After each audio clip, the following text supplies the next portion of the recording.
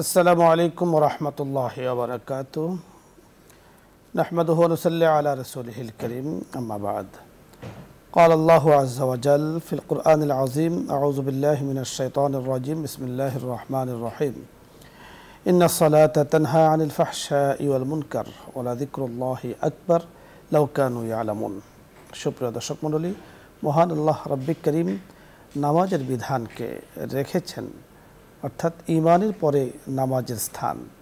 এই নামাজের যেমন আধ্যাত্মিক উপকার রয়েছে, শারীরিক উপকার রয়েছে, মানসিক উপকার রয়েছে। এই নামাজের মাধ্যমে আল্লাহ রাব্বিক করিম একজন ব্যক্তিকে স্বচ্ছ, সুন্দর, সঠিক দিক নির্দেশনা করে থাকেন। নামাজ একজন ব্যক্তির ইহ এবং পরজগৎকে সুন্দর করে।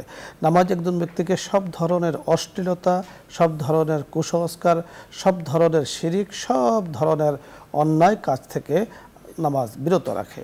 তাই আজকে স্বাস্থ্য সুরক্ষায় নামাজের গুরুত্ব নিয়ে আমরা কথা বলবো, নামাজের বিধান নিয়ে আমরা কথা বলবো। কথা বলার জন্য যিনি আমাদের সাথে যোগ দিয়েছেন বিশিষ্ট ইসলামী চিন্তাবিদ, অত্যন্ত বিচক্ষণতার সাথে অত্যন্ত সুগোছালো দলিল ভিত্তিক আলোচনা পেশ করে থাকেন লেখক এবং গবেষক ডক্টর মোহাম্মদ জাভেদ আহমদ, সহকারী অধ্যাপক, ইসলামী আরবি বিশ্ববিদ্যালয়। সাথে আছি আমজাদ হোসেন হেলালি।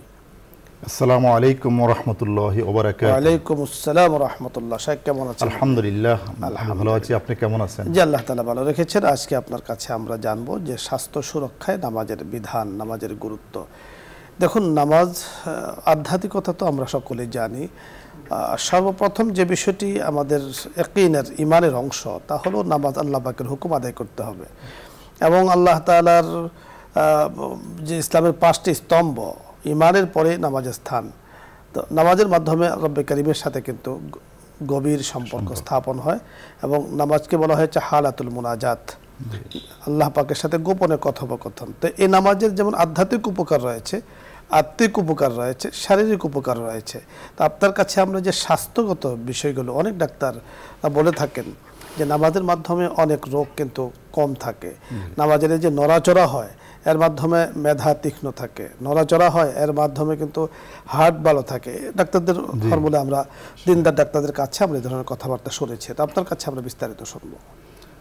আলহামদুলিল্লাহ ওয়াহদা ওয়াসসালাতু ওয়াসসালামু আলা মান লা নাবিয়্যা বা'দা ওয়া আলা আলিহি ওয়া সাহবিহি আজমাইন, আম্মা বা'দ। দূরের ও কাছের এই প্রাত্যহিক জনপ্রিয় অনুষ্ঠান ইসলাম ও আমরা যারা দেখছেন, সকলকে আন্তরিক সালাম ও অভিনন্দন।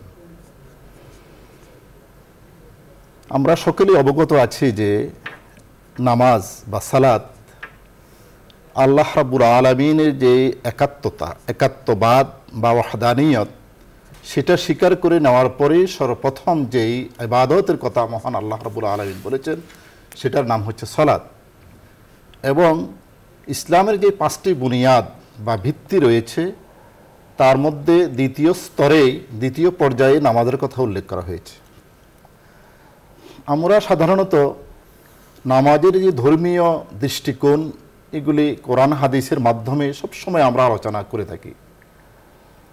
তো নামাজের যে শারীরিক যে উৎকর্ষ সাধিত হয় নামাজ দ্বারা, শুধু মুসলমানদের নিকটে নয়, যারা ভিন্ন ধর্মাবলম্বী যারা আছে তারাও এই নামাজ নিয়ে অনেক গবেষণা করেছে। তো তারা পেয়েছে আসলে যে নামাজ যে মুসলমানরা পড়ে থাকে এর বিবিধ উপকার তারা পেয়েছেন অনেক গবেষণা করার পরে, যেটি আমাদের রাসূল করিম সাল্লাল্লাহু আলাইহি ওয়াসাল্লাম 1450 বছর আগে যেটি বর্ণনা করে দিয়েছেন, আজকে তারা বিজ্ঞান তারা সেটাকে প্রমাণিত করছেন এবং তারা আশ্চর্য বোধ করছেন যে সেই সেকেল যুগে, সেই 1450 বছর পূর্বে মুহাম্মদ রাসূল সাল্লাল্লাহু আলাইহি ওয়াসাল্লাম কীভাবে এই বৈজ্ঞানিকভাবে এই উৎকর্ষ, শরীরে যে উৎকর্ষ সাধিত হয় যে পদ্ধতি, কিভাবে তিনি বর্ণনা করেছেন, এটা আশ্চর্যের বিষয় তাদের নিকটে। তো এই হিসাবে যারা আছে চিকিৎসা বিজ্ঞানে যারা বড় বড় ডাক্তাররা আছেন, তারা গবেষণায় এটাই প্রমাণিত করেছেন যে মুসলমানদের যে 5 ওয়াক্ত নামাজ তারা পড়ে থাকেন, তার শারীরিক অনেক উপকারিতা তারা পেয়েছেন।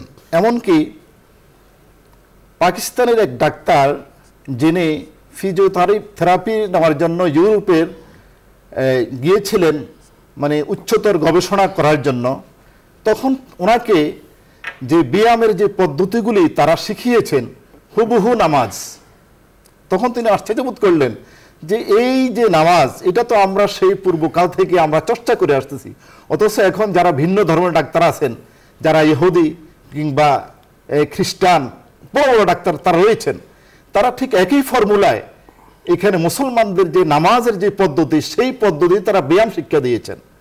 তখন যখন এই ডাক্তার বলল যে ওনার নাম হচ্ছে উসমানী, যে উসমানী সাহেব পাকিস্তান থেকে এসেছেন, উনি বলল যে এই যে পদ্ধতিগুলি, এগুলো আমরা তো আমাদের নবী করিম সাল্লাল্লাহু আলাইহি ওয়াসাল্লাম বহু আগে থেকে আমাদেরকে এগুলো শিক্ষা দিয়েছেন। তখন তারা হতবাক হয়েছেন, তারা বলছেন যে হ্যাঁ, এই নামাজ তো আমরা এভাবে করে থাকি, নামাজের যে উপকারিতা রয়েছে তারা এক একভাবে এক একটা বিস্তারিতভাবে আলোচনা করছেন যে 5 ওয়াক্ত আমাদের পূর্বে ওযু করতে হয়, ওযুর মাধ্যমে কোন অঙ্গ প্রত্যঙ্গগুলি যেগুলি সাধারণত খোলা থাকে, ধুলাবাড়ি এসে আক্রমণ করে, ময়লা এসে পড়ে, সেগুলিকে যদি কেউ 5 বার প্রত্যহ 5 বার যদি ধৌত করে, পরিষ্কার করে, তাহলে সেখানে যে স্কিনের যে রোগ, সেই রোগ মুক্ত থাকবে, রক্ত সঞ্চালন হবে, পরিষ্কার হবে। এটা অন্য কোনোভাবে কেউ কি কোনো কারণ ছাড়া কি 5 বার নির্দিষ্ট টাইমে কেউ কি হাত পা ধোবে না, একমাত্র নামাজের কারণে সেটা করে থাকে। আসুন, নামাজের মাধ্যমে আমরা যে জিনিসগুলি করে থাকি, প্রথমে নিয়ত করে থাকি, নিয়ত করার পরে আমরা সূরা পড়ে থাকি, হয় সেটা ইমামের পিছনে হোক কিংবা একাকী হোক। সে এক বিজ্ঞানী বলেছেন যে তিনি আধ্যাত্মিকের উপর খুব চর্চা করেছেন, তিনি লিড বিটার নামে পরিচিত। তিনি বলেছেন যে মুসলমানদের যে কালামে পাকের যে প্রতিটি শব্দ, প্রত্যেকটা ইউনিট, এটা যারা মুক্তাদি আছে তাদের আলোর বিচ্ছুরণ ঘটায়, অন্তরে আলোর বিচ্ছুরণ ঘটায়। তো তিনি এই মন্তব্য করেছেন। এবং অন্য একজন বলেছেন যে এই যে মুসলমানদের যে উঠা বসা, যে একাগ্রতা নামাজের মধ্যে, যে সে কেরাত পড়া অবস্থায় তার ধ্যান খেয়াল একটা জায়গাতে, সে সিজদার স্থানের মধ্যে তার নজরটা পড়ে থাকে, এটার মধ্যে কি, এটার মধ্যে ইখলাস, এটার মধ্যে একাগ্রতা সে শিখতে পাচ্ছে। এবং সে একটু পরে রুকুতে চলে যাচ্ছে। কি হচ্ছে রুকুতে? ডাক্তাররা বলছেন যে এইভাবে রুকুতে যাওয়ার পর তার যে মেরুদণ্ডের ব্যথা কিংবা যে কোমরের ব্যথা, হাঁটুর ব্যথা, এগুলি উপশম হয়। পরবর্তীতে সে আবার উঠে একটু দাঁড়ায়, দাঁড়ার পরে আবার সে সেজদায় চলে যায়। সেজদার মাধ্যমে যে রক্তের যে ইয়েটা আছে, কণিকা আছে, যে হৃৎপিণ্ড থেকে রক্ত বিচ্ছুরিত হয় কোথায়, সেটা আস্তে আস্তে মস্তিষ্কে চলে আসে। আবার সে যেমন একটা আমরা ওষুধের বোতলকে ঝাঁকি দেই অথবা সেটাকে আমরা উপর করি, সেটার এটায় কার্যকরিতা আরো ব্যাপকভাবে বৃদ্ধি পায়, ঠিক তেমনই হৃৎপিণ্ড থেকে যে সেজদার মাধ্যমে তখন এইদিকে রক্ত সঞ্চালিত হয়। সঞ্চালিত হওয়ার পরে আপনি যথার্থ বলছিলেন। দর্শক মণ্ডলী, স্বাস্থ্য সুরক্ষায় নামাজের গুরুত্ব অনেক অনেক রয়েছে। আমরা দেখেছি প্রত্যুষে খুব সকালে যিনি ওঠেন, ফজরের নামাজের জন্য প্রস্তুতি গ্রহণ করেন, ওযু করেন, নামাজ পড়েন এবং নামাজের পর ইশরাকের যে 4 রাকাত নামাজ রয়েছে, নফল নামাজ, তা পড়েন। যিনি পড়েন না তার থেকে হাজারো গুণে সুস্থ আল্লাহ তাআলা ওনাকে রাখেন। কারণ সকালবেলা ওঠার যে একটা বারাকা, এটা তিনি পেয়েছেন। এবং সকালবেলা একদম স্বচ্ছ যে বাতাস আল্লাহ পাকের পক্ষ থেকে আল্লাহ তাআলা আমাদেরকে ফ্রি প্রতিদিন দিয়ে থাকেন, সেটা কিন্তু তিনি পাওয়া যায়। বহু রোগের জন্য ঔষধ প্রভার সকালের যে বাতাস। তো এই জন্য নামাজও পড়া হলো, আল্লাহ পাকের হুকুমও পালন করা হলো, আল্লাহ পাকের দেয়া যতগুলো সুবিধা রয়েছে, আল্লাহ পাকের দেয়া যতগুলো নেয়ামা রয়েছে, সেগুলো কিন্তু পাওয়া হলো। এই জন্য নামাজের গুরুত্ব যেমন শারীরিক রয়েছে, সবার আগে হলো নামাজ আল্লাহ পাকের বিধান, সেটাকে পালন করতেই হবে, ফরজগুলো পালন করতেই হবে, এখানে কোনো ধরনের ছাড় নয়। এক্সট্রা যে পুরস্কারগুলোর কথা আমরা আলোচনা করছি সংক্ষিপ্তভাবে, এছাড়াও আরও অনেক পুরস্কার রয়েছে। আমরা মুফতি সাহেব চমৎকার বলছিলেন যে এক বিজ্ঞানী তিনি দেখছিলেন যে এক এয়ারপোর্টে একজনে নামাজ পড়ছে। তো সে খুব খেয়াল করছে যে নামাজটাকে সে কিভাবে পড়ছে। এরপরে তাকে বলছে যে আমি তো নামাজ সম্পর্কে একটি বই লিখেছিলাম, ওই বইতে সম্ভবত আপনি পড়েছেন, সেখান থেকে এই ব্যায়ামগুলো শিখেছেন। উনি বলেছেন আমি ব্যায়াম করিনি, আমি নামাজ পড়েছি। আনা মুসলিম, আমি মুসলিম, আমি নামাজ পড়েছি। আচ্ছা, নামাজের তো ঠিক হুবহু যেমন উনি লিখেছেন এইভাবে। সত্যি নামাজের মধ্যে আত্মিক অনেক উপকারিতা রয়েছে, প্রশান্তি রয়েছে। আমরা আমাদের বুজুর্গানে দিন বড় সুন্দর বলে থাকেন, কারো যদি কোনো ব্যাপারে কোনো ধরনের জাগতিক, মানসিক, অর্থনৈতিক যেই কোনো পেরেশানি থাকে, তাহলে তিনি 2 রাকাত নামাজ পড়বেন, নফল নামাজ। নামাজ পড়ে আল্লাহ তাআলার কাছে সাহায্য কামনা করবেন। নিঃসন্দেহে আল্লাহ পাক তার সেই পেরেশানিগুলোকে দূর করে দেবেন, একেবারে সহজ করে দেবেন। এই ধরনের ভুরি ভুরি মেসাল, উপমা কিন্তু ইতিহাসের কিতাবের মধ্যে রয়েছে। আল্লাহ রাব্বে করিম আমাদেরকে নামাজের উপকার হাসিল করার তৌফিক দান করুন। আমরা নামাজি হতে চাই, প্রকৃত অর্থে নামাজি হতে চাই, নামাজের মাধ্যমে আল্লাহ পাকের নৈকট্যতা হাসিল করতে চাই, এবং নামাজের জন্য যে ঘোষণা পবিত্র কোরআনে এসেছে, হাদিসে এসেছে, সেটা আমরা পেতে চাই। নামাজের শারীরিক, মানসিক যত উপকার রয়েছে আল্লাহ পাক আমাদের জন্য তা দান করুন, রব্বে কারিমের কাছে সে কামনা করছি। আলোচ্য বিষয় নিয়ে যদি আপনাদের কোনো কিছু বোঝার থাকে, অথবা দ্বীনি মাসলা মাসাইল যদি জানার কোনো কিছু বোঝার প্রয়োজন হয়, আপনি প্রশ্ন করতে পারেন আমাদের কাছে, আমরা চেষ্টা করব কথা বলার জন্য। প্রথমে যিনি আছেন, আসসালামু আলাইকুম ওয়া রাহমাতুল্লাহ। দর্শক নাম বলে পরিচয় দিয়ে প্রশ্ন করুন।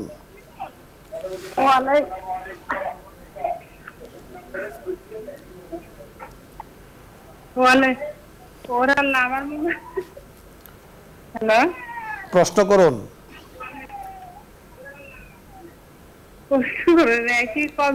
আমরা পরবর্তী দর্শকের কাছে যাব। জি, আসসালামু আলাইকুম ওয়া রাহমাতুল্লাহ।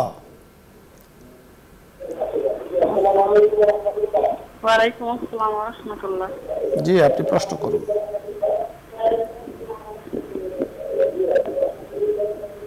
হুজুর, জি, আমার একটা প্রশ্ন ছিল হুজুর। এই টিভির ভলিউম কমিয়ে কথা বলি। গত 4 মাস পরবর্তী দর্শকের কথা শুনবো। দর্শক মণ্ডলী, আমরা খুব খেয়াল করি, যারা প্রশ্ন করব অল্প কথায় প্রশ্ন করব, এবং টিভির ভলিউম একেবারে কমিয়ে অথবা বন্ধ করে আমরা কথা বলবো।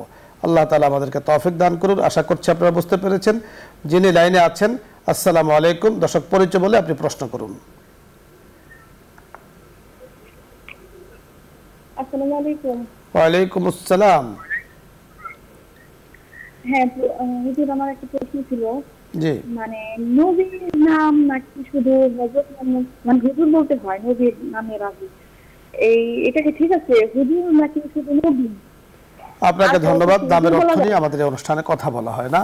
আপনি এর জন্য অবশ্যই কোনো ডিকশনারি অথবা উর্দু, আরবি রয়েছে, সেখানে দেখে নিতে পারেন। পরবর্তী দর্শকের কথা শুনবো। জি, আসসালামু আলাইকুম ওয়া রাহমাতুল্লাহ। ওয়ালাইকুম আসসালাম ওয়া রাহমাতুল্লাহি ওয়া বারাকাতুহু। হুজুর, জি, আমার 3টা প্রশ্ন। বলুন।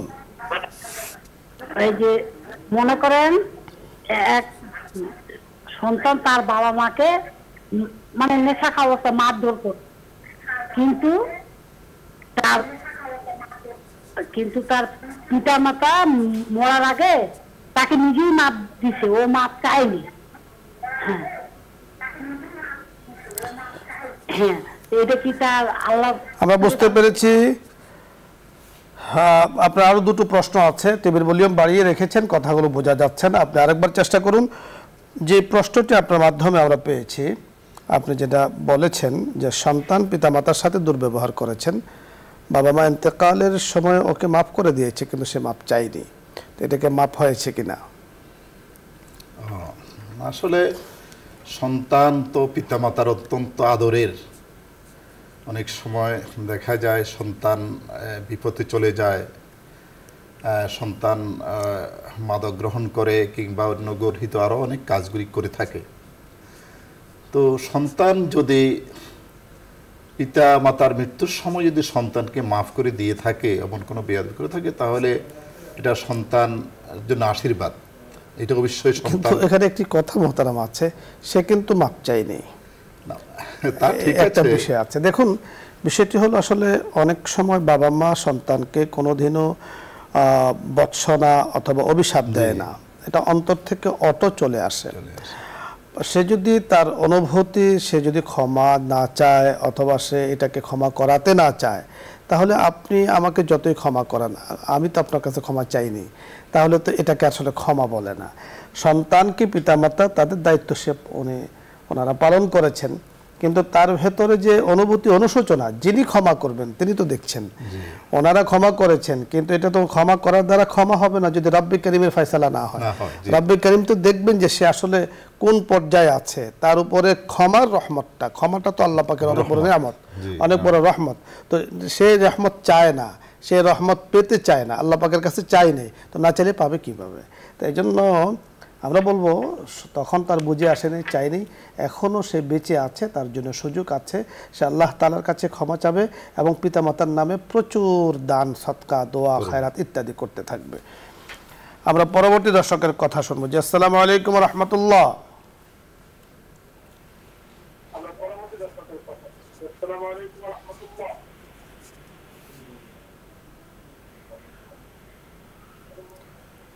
জি, পরবর্তী দর্শক, আসসালামু আলাইকুম। আসসালামু আলাইকুম ওয়া রাহমাতুল্লাহ। ওয়া আলাইকুম আসসালাম ওয়া রাহমাতুল্লাহ। ওয়ালাইকুম আসসালাম। হুজুর, আমি পাবনা থেকে আব্দুল জব্বার বলছিলাম। জি, আব্দুল জব্বার সাহেব, প্রশ্ন করুন। হুজুর, আমার প্রশ্ন, গত বুধবারে রাত 9টা 9:30 আমার স্ত্রী ইন্তেকাল করেছেন, আপনাদের কাছে দোয়া প্রার্থী। ইন্না লিল্লাহি ওয়া ইন্না ইলাইহি রাজিউন। আল্লাহ তাআলা গরিকে রহমত করুন। এখন আমার প্রশ্ন হচ্ছে, হুজুর, আমি কোন আমলটা বাড়িতে এবং কবরস্থানে যা করলে আমার স্ত্রীর ঘোর আযাব মাফ হবে?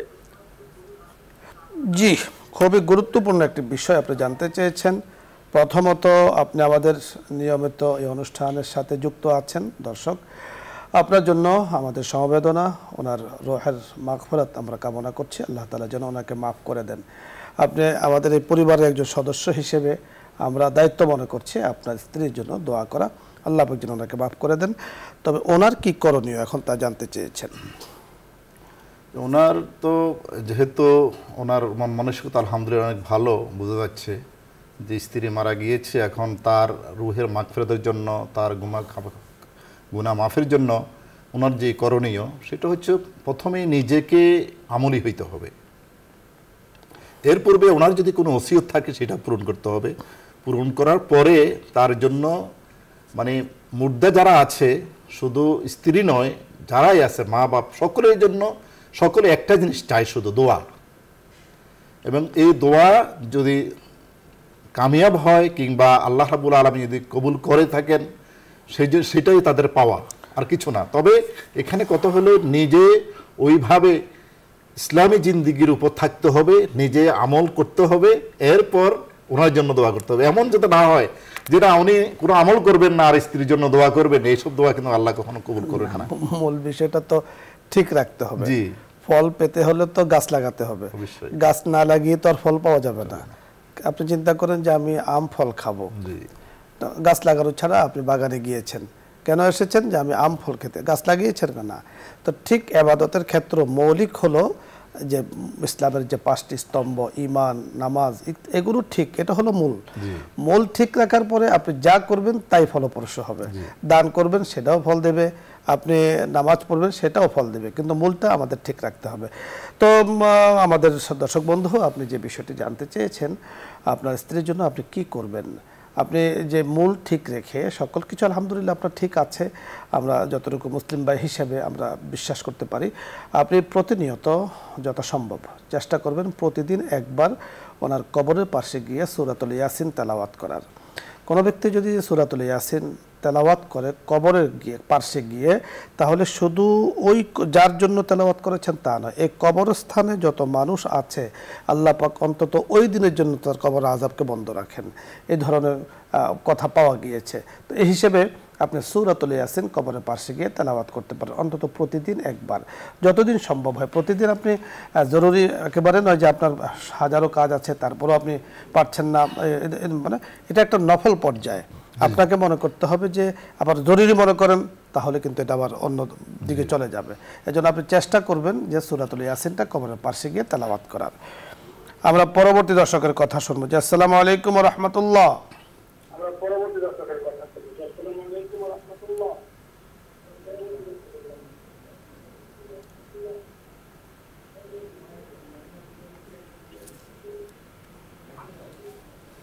দর্শক শুনতে পাচ্ছেন, প্রশ্ন করুন। সম্ভবত আপনি কানেকশন পাচ্ছেন না। এরপরে দর্শক যিনি আছেন, আসসালামু আলাইকুম।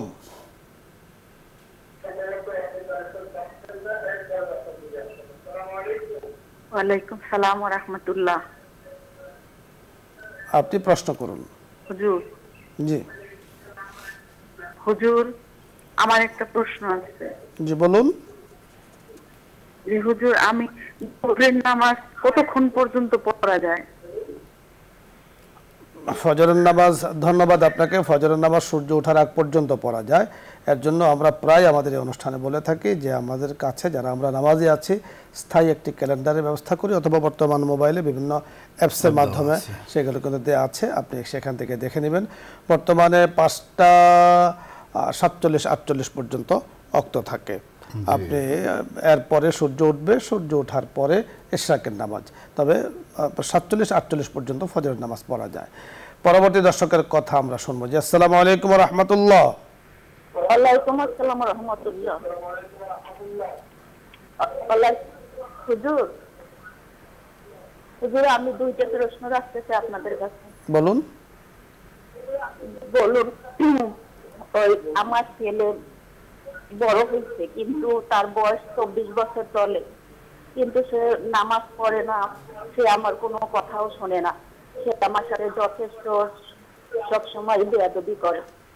এখন ডাক্তার দেখাইছি, মানসিক ডাক্তার। আমরা বুঝতে পেরেছি, আপনি দ্বিতীয় প্রশ্ন বলুন।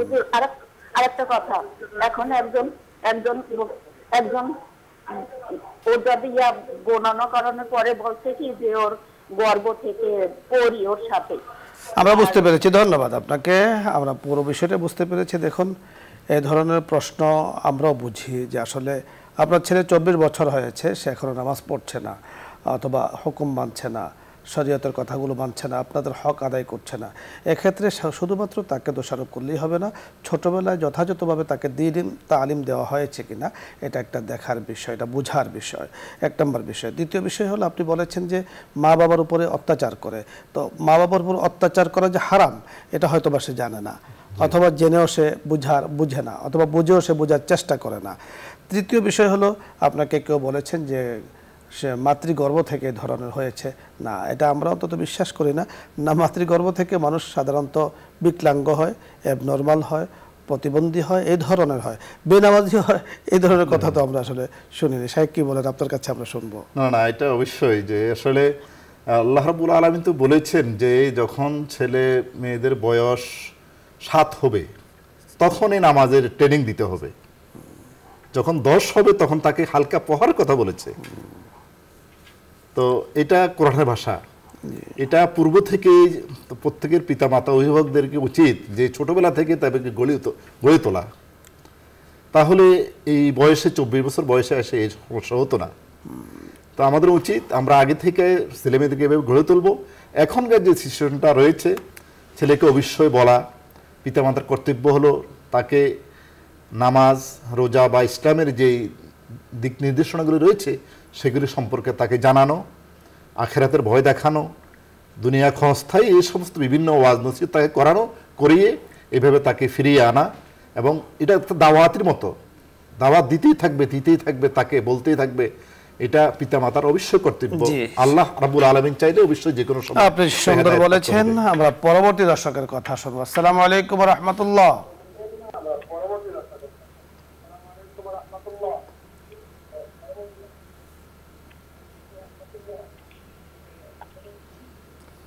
দর্শক শুনতে পাচ্ছেন, প্রশ্ন করুন। এরপরে দর্শক যিনি আছেন, আসসালামু আলাইকুম ওয়া রাহমাতুল্লাহ। ওয়া আলাইকুম আসসালাম।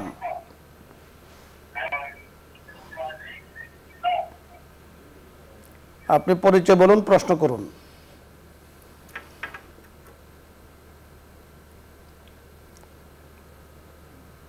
ধন্যবাদ আপনাকে। সম্ভবত আপনি কানেকশন পাচ্ছেন না, সালাম দিয়েছেন, আপনি আরেকবার চেষ্টা করবেন। আপনাকে ধন্যবাদ।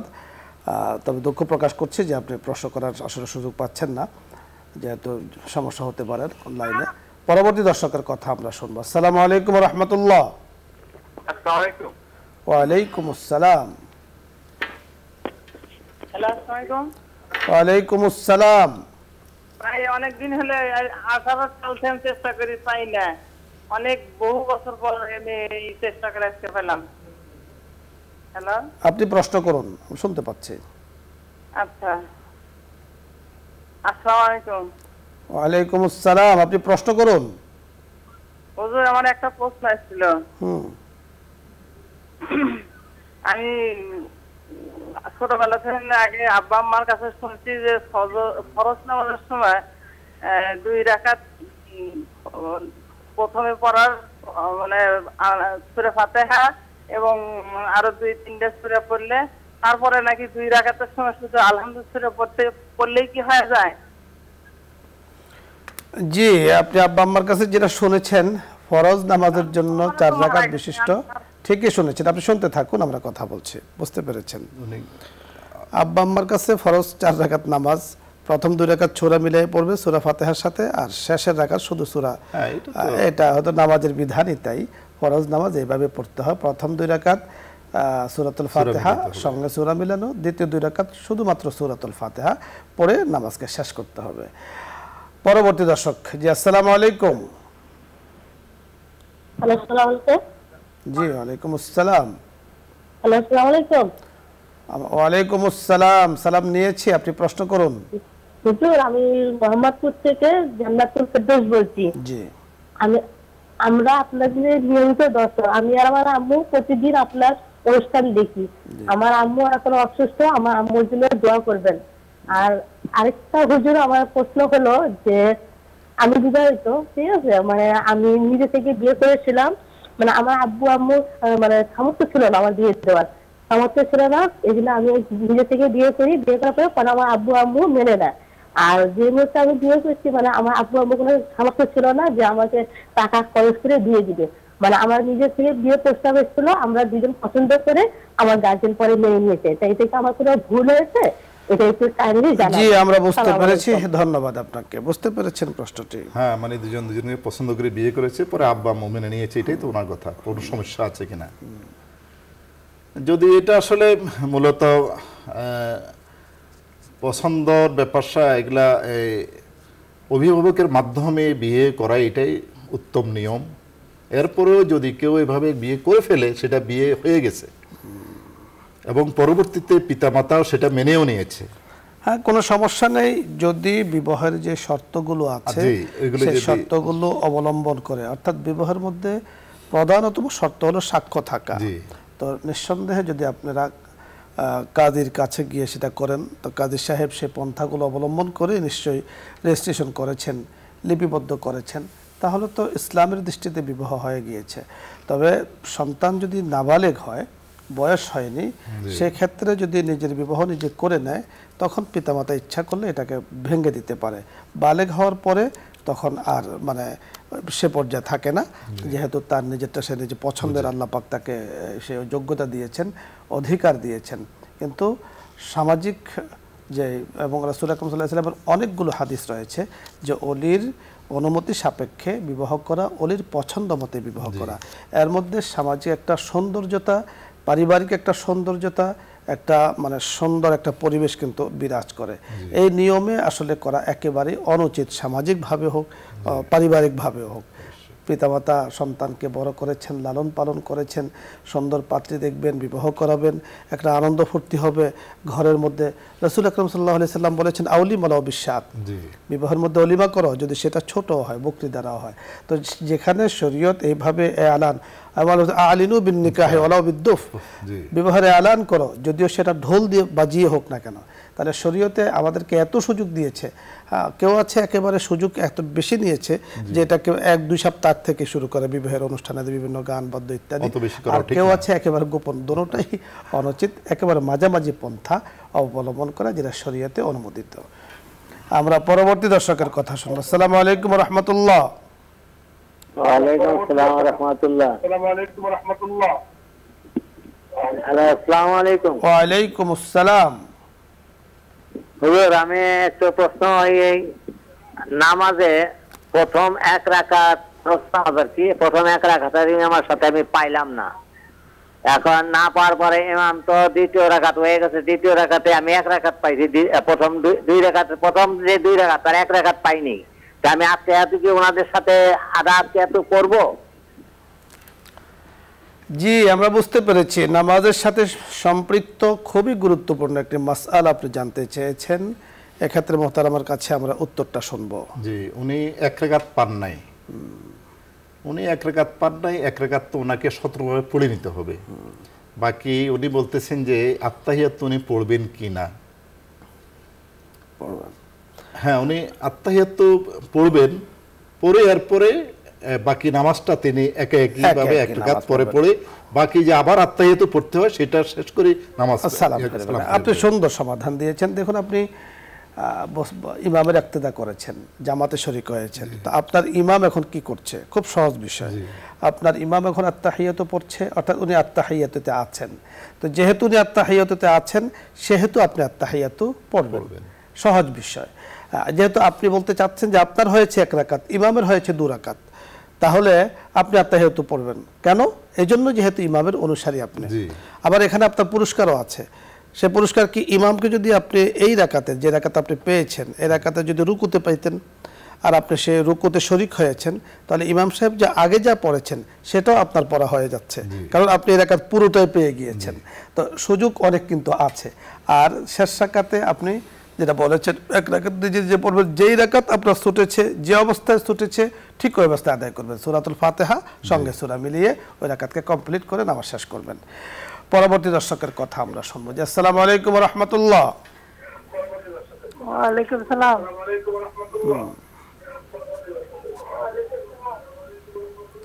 জি, আপনি প্রশ্ন করুন। এই যে নেক্সট 24 জি জি নিউজ 24 আপনি যেখানে ফোন দিয়েছেন, কথা বলছেন, আমরা সেখানে বসে আছি, আপনার কথার উত্তর নিয়ে কথা বলবো না যেহেতু। হ্যাঁ হুজুর শুনেন, তাইলে এই যে এমনি আমাকে ঘরের ভিতরে এই মনে করেন যে একটা জিনিস রাখলে জিনিসটা থাকে না, বুঝছেন? মানে এটা কি করে ধন্যবাদ আপনাকে। জি জি, আমরা বুঝতে পেরেছি। ঘরের ভিতরে কিছু রাখলে সেটা থাকে না, সম্ভবত জিন্নাতের কোনো সমস্যা থাকতে পারে। দেখুন বোন, আমরা জিনের কোনো তদবির আমরা করি না। যদি আপনার কাছে কাছাকাছি যে এলাকায় আপনি থাকেন সেখানে যদি জিনের যারা সহি শুদ্ধভাবে সঠিকভাবে জিনের তদবির করে থাকেন তাদের সাথে আপনি যোগাযোগ করলে আশা করছি আপনি সমাধান পেয়ে যাবেন। আমরা পরবর্তী দর্শকের কথা শুনবো। জি, আসসালামু আলাইকুম। ওয়ালাইকুম আসসালাম। সালামের উত্তর নিয়েছি, আপনি প্রশ্ন করুন। আপনাদের অনুষ্ঠানটা রেডিওতে আপনাদের হয় না কেন? জি জি জি, আমরা বুঝতে পেরেছি, ধন্যবাদ। আমাদের এই প্রোগ্রাম যেমনিভাবে নিউজ 24-এর পর্দায় দেখেন, হয়তো বা কোনো আজকে শুনতে পাচ্ছেন না, কোনো সমস্যা হতে পারে, ইনশাল্লাহ সেটা থাকবে না, একসময় ঠিক হয়ে যাবে। আমরা পরবর্তী দর্শকের কথা শুনবো। জি, আসসালামু আলাইকুম ওয়া রাহমাতুল্লাহ। ওয়ালাইকুম সালাম ওয়া রাহমাতুল্লাহি ওয়া বারাকাতুহু। মুফতি সাহেব, আমি ইমদাদুল হক মিলন, কুষ্টিয়া থেকে। জি জি, ইমদাদ পরিচিত, আমার ছিলেন, নিয়মিত দর্শক। আমার একটা প্রশ্ন, আমি এমনি একটা মসজিদের সহসভাপতি এবং বাজারের সভাপতি, কিন্তু আবার একটা মাদ্রাসার আমার সদস্য করেছে। আমার বিষয়টা হচ্ছে, আমি তো অনেক যাই হোক হারাম পন্থার ভিতর থেকে ওইগুলা তোবা, কিন্তু ওখানকার কমিটিতে আমি মিটিং এ উপস্থিত হইলাম, কিছু মানুষ আপনার সুদ ভিত্তিকও কারবার আছে, আবার অবৈধ ব্যবসাও করে ওই সদস্যের ভিতরে। বিড়ির ব্যবসা যারা করে তারা তো আপনার ঠিক আছে হারাম পন্থায়, ওরা তো শিল্পপতি, ঠিক আছে। ওটার ভিতরে আমি ছিলাম, ওটা তো তোবা করেছে। এখন আমি চিন্তা করছি ওটার ভিতরে আমি থাকবো কি থাকবো না, মাদ্রাসার ওই সদস্যের ভিতরে এরকম, ঠিক আছে। আমরা বুঝতে পেরেছি ইমদাদুল হক মিলন সাহেব, আমাদের হাতে সময় একদম নেই। আপনার প্রশ্নের উত্তরটা একটু ব্যাপক, একটু বুঝিয়ে আপনাকে বলতে হবে। আমরা চেষ্টা করব, আল্লাহ তাআলা তৌফিক দান করলে আগামী দিন আপনার প্রশ্নের উত্তর নিয়ে কথা বলবো। আমরা সেটাকে মনে রাখবো, আল্লাহ যেহেতু আল্লাহ তাআলার কাছে মনে রাখার জন্য দোয়া করছি। আপনাকে ধন্যবাদ মোহতারাম, আপনাকে ধন্যবাদ জানাচ্ছি। আজকে আপনি আমাদের অনুষ্ঠানের সাথে যুক্ত হয়েছেন। দর্শক মণ্ডলী, যারা এই সময় আমাদের অনুষ্ঠানের সাথে যুক্ত হয়েছেন তাদেরকে আবারও ধন্যবাদ জানাচ্ছি, শুকরিয়া জ্ঞাপন করছি রব্বে কারিমের, যে রব্বে কারিম আমাদেরকে তৌফিক দান করেছেন নিউজ 24-এর অত্যন্ত গুরুত্বপূর্ণ আপনাদের প্রিয় একটি অনুষ্ঠান ইসলাম আমরা সম্প্রচারিত হচ্ছে লাইভ, যা আপনারা দেখতে পাচ্ছেন। আমরা এই অনুষ্ঠানের জন্য দোয়া করছি এবং আমরা এই অনুষ্ঠানের উত্তরোত্তর আমরা সফলতা কামনা করছি, সকলের কাছে দোয়া চাচ্ছি। দেখুন, দীনিক রাসূল আকরাম সাল্লাল্লাহু আলাইহি সাল্লাম বলেছেন যে বাল্লিগু আন্নি ওয়ালাউ আয়া, তুমি যখন কোনো কাজ কোনো কথা দ্বীনের আমার থেকে শুনেছ, তো সেটাকে তুমি অন্যের কাছে প্রচার করে দাও। এই প্রচারের মাধ্যমে কিন্তু দাওয়াতের সওয়াব হচ্ছে। আপনি যখন নিয়ত করছেন আমি এই অনুষ্ঠানটি আমি আরেকজনকে দেখাবো, আরেকজন দেখবে, আরেকজনকে বলবো, তাহলে কিন্তু আপনি দাওয়াতের সওয়াব পেয়ে যাচ্ছেন। অবশ্যই আপনার আমার নিয়তের মধ্যে ইখলাস থাকতে হবে, যে আমি ইখলাসের সাথে আরেকজনকে এই অনুষ্ঠানের সাথে যুক্ত হয়েছে। আলহামদুলিল্লাহ, আমরা ইতিমধ্যে যতটুকু জানতে পেরেছি আমাদের এই অনুষ্ঠানে আপনারাও বলেছেন যে ওদের আমরা সপরিবারে বসে দেখি এবং আমাদের লোকজনকে আমরা ডেকে আনি, একটা দ্বীনি সুন্দর অনুষ্ঠান আমরা তাদেরকে আমন্ত্রণ জানাচ্ছি। অবশ্যই এর মধ্যে আমাদের ইখলাস রয়েছে, ইখলাস থাকবে, আল্লাহ তাআলা কিন্তু আমাদেরকে সওয়াব দান করবেন। আল্লাহ তাআলা আমাদেরকে নামাজের শারীরিক, মানসিক, আত্মিক এবং যাবতীয় উপকার হাসিল করার এবং ওইভাবে সালাত আদায় করার তৌফিক দান করুন। সকলে ভালো থাকুন। আগামী দিন বিকেল 5টায় চোখ রাখুন নিউজ 24-এর লাইভ অনুষ্ঠান ইসলাম আমরাকে দেখার জন্য এই আশাবাদ ব্যক্ত করে আজকের মতো বিদায় নিচ্ছি। আসসালামু আলাইকুম ওয়া রাহমাতুল্লাহি ওয়া বারাকাতুহু। দোয়া হবে, দরুদ ইস্তিগফার পাঠ করি। اللهم صل على محمد وعلى آل محمد كما صليت على إبراهيم وعلى آل إبراهيم إنك حميد مجيد. اللهم بارك على محمد وعلى آل محمد كما باركت على إبراهيم وعلى آل إبراهيم إنك حميد مجيد. أستغفر الله أستغفر الله أستغفر الله. الحمد لله رب العالمين، والصلاة والسلام على سيد الأنبياء والمرسلين وعلى آله وأصحابه أجمعين. يا رب لك الحمد، يا رب لك الحمد كله، ولك الثناء كله، ولك المجد كله، ولك الذكر كله، ولك الشكر كله، ولك الحمد كله، يا ذا الجلال والإكرام، يا ذا الجلال والإكرام، يا راحم المساكين.